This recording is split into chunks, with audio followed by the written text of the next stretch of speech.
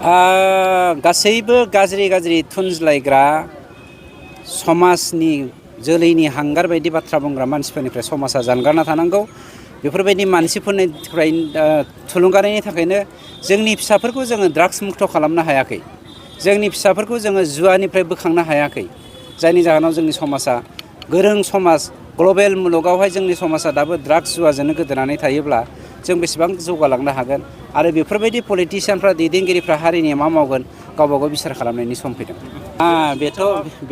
बेथ' आरो दुखुनांथावानोसै। गोबां आंथ' आगोलनिफ्राय बुंगासिनो दङ हाग्रामानि लिडारफ्रानो हाग्रामानि दैदेननायाव BPFनि लिडारफ्रानो गोबाङा हादान दानगासिनो दङ। आंनाव प्रमान दङ सोरनि हाया सोरनि बेसेबां GPSनि सिङाव दङ आंनाव दङ आरो बिसिनियावथ' नै दा 20,000 हेक्टर बिसोरो साहा बागान बानायदों। बेखौ रिकभार खालामनानै सरकारनि सिङाव लाबोनो नागिरदों। साननैसो उनाव मोननो हागोन।